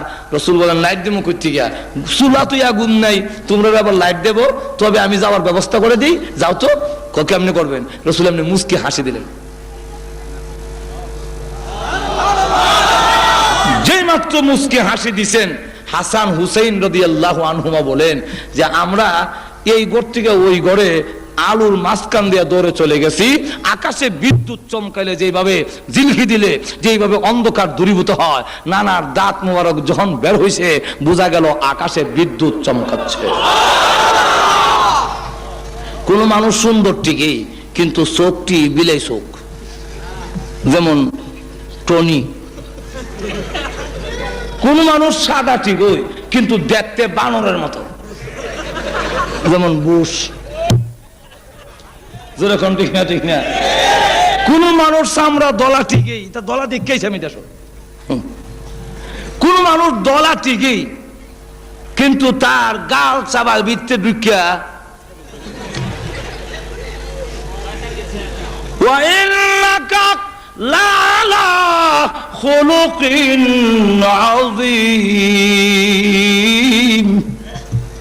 আল্লাহ রাব্বুল আমিন বলেন রসুলের যে মহান চরিত্র, তাফসীর ইবনে কাসির মধ্যে উল্লেখ করেছে চরিত্র সুন্দর বলতে শুধু চরিত্র না, রসুল মাথা থেকে পা পর্যন্ত এমন কোন জিনিস ছিল না যে আল্লাহর নবীর দোষ ধরার মতো আছে।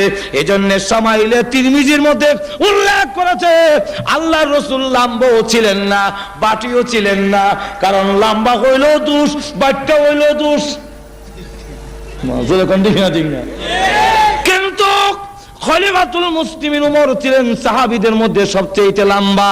রসুল যখন উমরের সাথে থাকতেন, উমর যখন রসুলের পাশে গিয়ে দাঁড়াতেন, তখন লোকেরা তাকায়া দেখে উমরের মাথার উপরে রাহমাতুল লিল আলামিনের মাথা দেখা যায়। কারণ হলো আবার যদি কেউ দুজন আড়ে আর একজন যদি বাড়িও কোনো মন্ত্রী যদি এমনি আড়ে, আমরা দেশের কত কই, আমরা দেশের যে প্রতিমন্ত্রী, ভূমি প্রতিমন্ত্রী, উনি যদি আরে এই নয় বেটা ছুটু মাঝের ওখান ঠিক না, একটা মাঝের ওখান ঠিক না। এখন রসুল যদি আবার উমরের মাথা নিচে থাকে, রসুলের মাথা, তো লোকেরা করবো ওই দেখো মোহাম্মদের মাথা দিয়ে উমরের থেকে নিচে।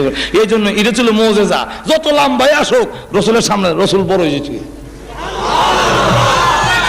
আবার মাপলে দেখা যায় লম্বা তো করে না, বাচ্চা তো করে না। আল্লাহু আকবার। এখন যদি এগুলো বলতে যায় অনেক লম্বা সময় দরকার, তো এক নম্বর হলো সুন্দরের কারণে যদি অনুসরণ করো, আল্লাহু আকবার। দুইটা সুন্দরের ওয়াজ করলো তুই যথেষ্ট। দাঁত মুবারকের কথা বললাম আর চেহারা মুবারকের কথা। কোন স্ত্রী যদি স্বামীকে সুন্দর বলে, আসল সুন্দর যেরকম ঠিক না। জামাই যদি ফির হয় তো জামাইরে বড় ফির করতে রাজি না। এক লোক ফির, তার স্ত্রী বলতেছে যে আমরা তো ফির ঠিক হই, কিন্তু ওই বাড়ির যে ফির উনি বড় ফির। কেমনি বুঝছো? দেখছি উপর দিয়া যায় সময় উড়াল দিয়া যায়, এক দেশ থেকে আরেক দেশে উড়াল দিয়ে চলে যায়। তো স্বামী বলতেছে না এই ফির তো আমি ছিলাম। তুমি আসলা বিলে, এর লেগে দেখছি কমরটা একটু বাঁকা। সে কেন তো স্বামীকে খুব তাড়াতাড়ি একটা মানে না, কিন্তু মা রাদিয়াল্লাহু আনহা বলেন আমার স্বামী রাহমাতুল আমিন এত সুন্দর। ইরশাদুল কারি ইলা সহিহুল বুখারী, ওই বুখারীর ব্যাখ্যা গ্রন্থের মধ্যে লিখেছে মা আয়েশা বলেন অন্ধকার রজনীতে আমার ঘরে এশার নামাজের পরে আল্লাহর নবী যখন প্রবেশ করতেন তখন রাসূলের চেহারার সামনে একটা সুইচের ছিদ্র দিয়া আমি সুতা ঢুকাইতে পারতাম। আল্লাহু আকবার। ওই দিকে আমি শেষ রাখলাম, সুন্দর। 2 নম্বর হলো কারো যদি বুজুর্গ বেশি থাকে, বুজুর্গ হয়, বুজুর্গ বুঝেননি, আল্লাহর সাথে যার সম্পর্ক বেশি, কামালতি, এই লোকের পিছনে কিছু লোক আসেনি, নজর ওখানে আসেনি। এই লোকটা যদি আল্লাহর ওলি হয়ে যায়, শাহজালাল, মঈনুদ্দিন চিশতি, এই জাতীয় লোক যদি হয় তখন নজর ওখানে ঠিক না, ঠিক না, তার জন্য পাগল দেওয়ানা, লক্ষ লক্ষ লোক পাগল হয়ে যায়। ও দুনিয়ার মানুষ, এমন যদি হয়, এর কারণে যদি হয় তো রসুলকে অনুসরণ করতে হবে, কারণ রসুল হাত উঠাইতে দেরি, আল্লাহর দরবারে তা কবুল হইতে একটা সেকেন্ড দেরি হয় না। আল্লাহু আকবার। ওই দিকেও যদি যায় লম্বা হয়ে যাবে। আবু হুরায়রা রাসূলের দরবারে বসে কান্দেন, তো রাসূল জিজ্ঞাসা করেন কান্দুস কেন? হুজুর কান্দি, প্রত্যেক দিন আমি বাড়িতে গেলে মা আমাকে মারে আর বলে বাড়ি ছেড়ে দিতে হবে। আমি আর বুখারী শরীফের ঘটনা, আমার মা আমাকে বলছেন যে আমি মুহাম্মদের দরবার ছেড়ে দেওয়ার জন্য। আমি আমার মাকে বলছি, মা শুধু আপনার বাড়ি কেন, আল্লাহর কসম করে বলে তামাম পৃথিবী ছেড়ে দিতে পারি, কিন্তু একটি মুহূর্তের জন্য রাহমাতুল লিল আলামিনের দরবার ছাড়তে পারবো না। বুঝি মুহাম্মদকে অনেক গালিগালাজ করলো। হুজুর এতদিন কান্দি নাই, আজকে কাঁদছি, আমাকে মারো, আমাকে গালি দাও, সহ্য করি। মা ছেলেকে গালি দেয়, সহ্য করা যায়, কিন্তু আমার রসুলকে যে গালি দিল, এখন কি করি? রসুল বলেন তোমার মা গালি দিলে আর কি করবো, সহ্য করো। কোনা সহ্য করা যায় না, আপনি হুজুর মেহরবানি করে একটু দোয়া করেন আমার মা যেন মুসলমান হয়ে যায়। রসুল দোয়া করেন, বুখারী শরীফের হাদিস, আল্লাহুম্মা হদি উম্মা আবি হুরায়রা, আল্লাহুম্মা হদি উম্মা আবি হুরায়রা। আয় আল্লাহ, আবু হুরায়রার মাকে হেদায়েত করো। আবু হুরায়রা টুতুর মারছে, আর একজন সাহাবী, এই কই যাস, দাঁড়া, তোমার মার জন্য দোয়া হয় আর তুমি দোয়াটা কিভাবে অবমূল্যায়ন করলে, দোল মারলে না, অবমূল্যায়ন নয়। ছেড়ে দেখ, আমি দৌড়ে তাড়াতাড়ি গিয়ে দেখতে চাই। আমি আগে বাড়িতে গেলাম না, রাহমাতুল লিল আলামিনের দোয়া আমার আগে বাড়িতে পৌঁছে গেছে। কোনটা আগে গেল একটু দেখতে চাই। আবু হুরায়রা বলেন দৌড়ে গেলাম বাড়িতে, গিয়া দরজা নক করলাম, যখন নাকি করাই এলাম না, এমনি বলেন আবু হুরায়রার মা, লক্ষ্মীমণি, জাদুমণি, কলিজার টুকরা, আদরের সন্তান আবু হুরায়রা, সব একটু দাঁড়া। সুবহানাল্লাহ বলবেন না?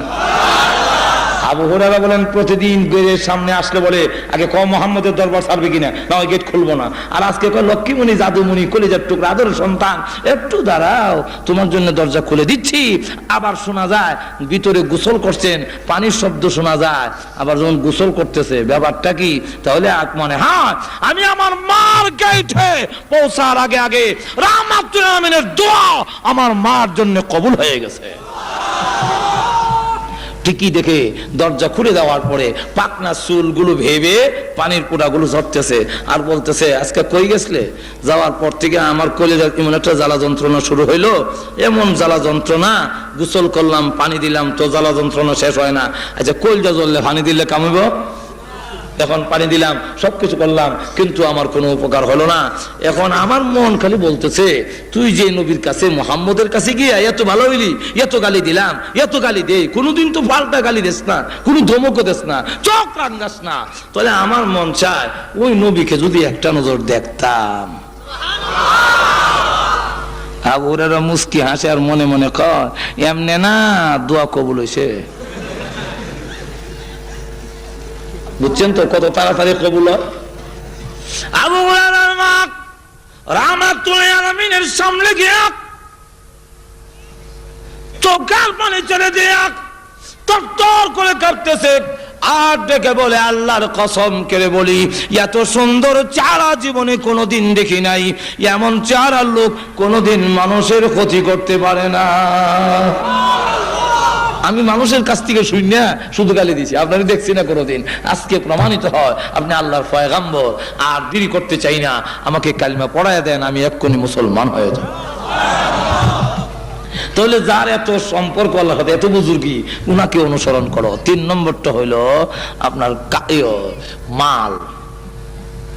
আমার যদি খুব টাকা থাকে, কোটি কোটি টাকা, তো আমার পিছে দেখবেন 8-10 জন সবসময় থাকে। এখন ঠিক না? বড় লোকের পিছনে সবসময় লোক আছে, অভাব নাই। আমি আমার যদি দাওয়াত দেন একজন লোকরে, তো আমার সাথে আয় না, আসে না। আর যার লোকের টাকা কোটি কোটি কোটি হতি, তেমনি ওটা করবি, ওটা করবি, হ্যান করবি, যে চাচা কথা মানে। তাই যদি হয়, রসুলের চাইতে বড় ধনী আল্লাহর জমিনে আর কেউ।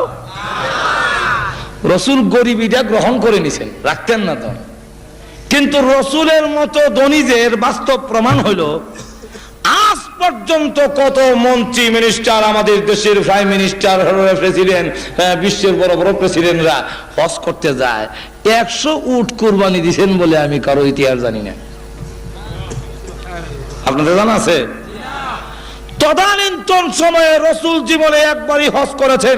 এই হজের নাম প্রথম হজ, এই হজের নামই বিদায় হজ। কথা বুঝছেন? বিদায় হজের নামে সকলে চিনে বেশি, কিন্তু আসলে এটাই জীবনের রসুলের প্রথম হজ। আর জিন্দিগিতে হজ করেননি। রসুল যেদিন হজ করেছেন, ওই সময় আল্লাহর রাস্তায় তিনি 100 উট কুরবানি করেছেন। এবং যিনি মাটিতে হাত দিলে স্বর্ণ হয়ে যায়। তুমি আবার গরিব কেমনে? গরিব তো না। আল্লাহু আকবার। ঘটনা যদি বলতে যাই, সালমান ফার্সি যে লোকের গোলাম ছিলেন, এই লোকে বলছে তোমাকে মুক্তি দিতে পারি 3টা শর্ত। বলে কি শর্ত? বলে 1 নম্বর শর্ত হলো তুমি আমার বাগানের মধ্যে 100টা খেজুর গাছ লাগাতে হবে, আর 100টা খেজুর গাছ এক সমানে বড় হবে, আর একসাথে খেজুর ধরতে হবে। এটা কি সম্ভব? এটা তো বাস্তবে সম্ভব না। তো এটা যদি করতে পারো, অর্থ না দেওয়া। 2 নম্বর হলো কয়েক কেজি, মনে করেন অন্তত 3.5 কেজি ওজনের একটা স্বর্ণের চাকা যদি দিতে পারো, তোমাকে মুক্তি দেওয়া হবে। এটা কি দেওয়া সম্ভব গোলামের?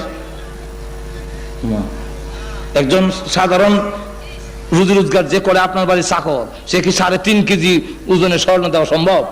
সম্ভব না। রসুলের কাছে গিয়ে বললেন, রসুলের কাছে বলার পরে বলেন ঠিক আছে, তোমার মালিকরে বলো আমি তা করে দেব। রসুল নিজ হাতে ওই সালমান ফার্সি রাদিয়াল্লাহু আনহুর মালিকের বাগানে 100টা খেজুর গাছ লাগালেন। আর এই খেজুর গাছ একসাথে বড় হতে লাগলো, একসাথে ফল ধরলো, একসাথে খেজুর ধরছে, একসাথে পাকছে। এই খেজুরের বাগানে এখনো খেজুর আছে। কথা বুঝছেন? এখনো এটার খেজুরের দাম হলো, সৌদি আরবে এই খেজুর কিনতে গেলে বাংলাদেশের 1500 টাকা কেজি পড়ে। আমি আনছিলাম কিছু খেজুর। কথা বুঝছেন? এই খেজুর গাছগুলো এখনো আছে, খেজুর গাছ। এখন দেখা যাক যে অবস্থাটা হলো, এরপরে এক রসুলের দরবারে একটা ডিম পরিমাণ, আল্লাহু আকবার, একটা ডিমের সমান স্বর্ণ হাদিয়া আসছে। রসুল বলেন সালমান নাও, এই ডিম নিয়ে যাও, তোমার মালিককে গিয়ে বলো স্বর্ণ দিলাম। হুজুর উনি চাইছেন 3.5 কেজি, আর আমি যে একটা ডিম, এটা তো মনে হয় না, মনে হলে 1 ফুয়া হইল, মানবে না। নাও না, আল্লাহ বরকত দিতে পারে, ওজন দিয়ে দেখো না, যদি না হয় তো দেওয়া হবে। রসুলের হাতের বরকতে এমন হয়ে গেল যে একটা ডিম পরিমাণ যখন স্বর্ণ ওজন দেওয়া হয়েছে, দেখা যায় 3.5 কেজির চাইতে বেশি। রসুলের হাতের বরকত লাগলে ওই দিকে আমি যাব না। তো গেল 3 নম্বর। এই 3 নম্বর, তারপরে 4 নম্বরটা হলো ইহসান, অনুগ্রহ। যদি কারোর প্রতি কারো অনুগ্রহ থাকে, আমি যদি কাউকে 100 টাকা কথা মানতে বাধ্য থাকে, যেরকম না, ঠিক না? আমাকে ভোট দিবা না তো কাকে দিবা? রাস্তাঘাটটা খেলা করছে। গাজীপুর থেকে কি ঢাকার দিকে রাস্তাটা তোমরা ভালো করে বাস ধরে যেতে পারতা? এই রাস্তা আমি করছি, সুতরাং আমাকে ভোট দিতে হবে। কথা বুঝেন না? এমন কিছু দেখায়। ihsan, অনুগ্রহ যদি কারো প্রতি কারো থাকে, তখন সে তার কথা মানতে মানুষের বাধ্য হয়। আল্লাহর রসুলের অনুগ্রহ আমাদের প্রতি আসেনি না নাই? আরো জোর বলুন, আসেনি না নাই? সুতরাং তাকে তার জীবন আদর্শই অনুসরণ করতে হবে। এখন আসুন, আরো বলতে গেলে আরো অনেক কারণ। মোটামুটি কথা হলো, শেষ কথাটা আমি বলে ফেলি। বহু উলামায়ে কালাম এখানে উপস্থিত আছেন। আমি লম্বা সময় ওয়াজ করা, এটা আমার অভ্যাস নেই এইভাবে। আর আরেকজনকে বসে রেখে ওয়াজ করা নিয়ে দাওয়াতে মেহমান, এরপর আমি মাইক লইলে আমার সারলাম না। কারণ এই ওয়াজ করতে করতে ডেলি 2টা 3টা পর্যন্ত করণ লাগে। ওয়াজের তো শখও নাই যে ওয়াজ করতে হবে। আর এই উলামায়ে কালাম অন্য দাওয়াতে মেহমান বসায় রেখে লম্বা ওয়াজ করা, ওনারা আরাম করতো তাও একটা কথা ছিল, আর ওনাদেরকে বসায় রেখে ওয়াজ করে এটা একটা বেয়াদবি বলে বোঝা যায়। এই জন্যে আমি আল্লাহ মানা করে শেষ কথাটা বলতে চাই। আমরা পৃথিবীতে যত নেতা যাদেরকে অনুসরণ করা যায়, এমন লোককে যদি অনুসরণ করেন, কিয়ামতের মাঠে পাওয়া যাইব তো? বুশকে অনুসরণ করলে, টনিকে, আচ্ছা আমরা দেশই করে বলি, রাগ হইয়েন না, বঙ্গবন্ধু শেখ মুজিবুর রহমান, তারপরে জিয়াউর রহমান, তারপরে আমরা এরশাদও যদি মারা যায়, কথা বুঝেননি? এই যা আছে যতগুলো আছে, আমরাও মনে করেন আছি, আমরা তো কিয়ামতের মাঠে একজনেরও হাতটা হওয়া যাবে না। যেরকম ঠিক না, ঠিক না? আরো যেরকম ঠিক খেলা। কিন্তু কিয়ামতের কঠিন ময়দানে সমস্ত নবীরা জান্নাতের দিকে চলে গেছেন, আল্লাহর ওয়াদা। আপনার মাসুম, হিসাব কিতাব নাই, আপনারা কোনো হিসাব নাই, জান আপনার গুনাহ নাই, আপনারা ব্যস্ত যান, সব ব্যস্ত গেছে। গিয়া দেখে জান্নাতের গেট লাগানো। হ্যাঁ, জান্নাতের প্রহরীরা দরজা খুলে দাও, জান্নাতের ভিতরে প্রবেশ করব। কে আপনি পরিচয় দিন, আমি হইলাম আদম নবী। দাঁড়ান, সময় হয় নাই, আবার ডাক দিয়েছে, কে আপনি পরিচয় দিন, আমি হইলাম নূহ নবী। দাঁড়ান, সময় হয় নাই। আপনি কে? আমি হইলাম হযরত ইব্রাহিম নবী। দাঁড়ান, সময় হয় নাই। আপনি কে? আমি হইলাম হযরত মূসা নবী। দাঁড়ান, সময় হয় নাই। আবার ডাক দিয়েছে, কে আপনি পরিচয় দেন, আমি হইলাম ঈসা নবী। দাঁড়ান, সময় হয় নাই। কি ব্যাপার? আদম আলাইহিস সালাম থেকে ঈসা পর্যন্ত কইলাম, সকলে খালি কইলে সময় না, সময় কোন দিন হবে? এমনি জান্নাতের প্রহরীরা ডাক দেয়, বলে যত নাম শুনি, আদম শুনি, নূহ শুনি, ইব্রাহিম, মূসা, ঈসা নবী শুনি, মুহাম্মদ নাম শুনি না কেন? এই নবী কি আপনাদের এখানে হাজির হয় নাই? না, উনি তো এখনো আসে নাই। উনি এখন কোথায়? উনি এখনো কিয়ামতের কঠিন ময়দানে উম্মতের চূড়ান্ত ফয়সালা না শোনা পর্যন্ত একটা কদমও জান্নাতের দিকে বাড়াবে না।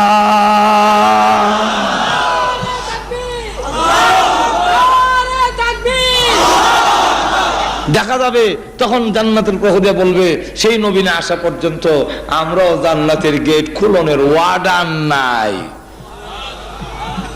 কিয়ামতের মাঠে আমাদের নবী উম্মতকে রেখে জান্নাতে যাবে না। সুতরাং এমন নবীকে অনুসরণ করার, তার জীবন আদর্শকে ফলো করার দরকার আছে না নাই? আরো জোরে বলুন। যাকে দুনিয়াতেও অনুসরণ করলে লাভ, পরকালেও। আরো জোরে বলেন। রাসূলের কথা মানলে দুনিয়াতেও লাভ। লাভ কি? রাসূলের জীবন আদর্শকে অনুসরণ করলে, আমি আগে বলছি বিস্তারিত সময় নাই, রাসূলের দাড়ি রাখলে আপনার শারীরিক লাভ। আপনি যদি মিসওয়াক করেন, শারীরিক লাভ। আপনি রাসূল বলছেন গাঞ্জা খায়ও না, গাঞ্জা যদি না খান আপনার লাভ। মদ খায়ও না, আপনার লাভ। রাসূল যা বলছেন, হ্যাঁ, এইগুলা যদি করেন, আপনি যদি পাঞ্জাবি গা দেন, মাথায় টুপি দেন, এতে আপনার শারীরিক লাভ। নামাজ যদি পড়েন, তাহলে আপনার শারীরিক লাভও আছে। যেরকম ঠিক না, ঠিক না? এই জন্যে আসুন, আমি আপনাদের কাছে শেষ এই আলোচনা রেখে যে আমরা রসুলকে ইহকাল এবং পরকালে পাবো, আল্লাহ আমাদের সকলকে তৌফিক দেখ। এবং আজকে এই যে আমার জাতি ভাই, কথা বুঝছেন না, এটা আবার একটা মিতালি আছে, প্রত্যেক জিনিস একটা মিতালি আছে। কবুতরে কবুতরে একটা দুস্তি আছে, যেরকম আছে না নাই? কাউয়া কাউয়া মিল্লা এক দুস্তি আছে, যেরকম আছে না? তো হাফেজে হাফেজে মিল্লা এক দুস্তি আছে নি?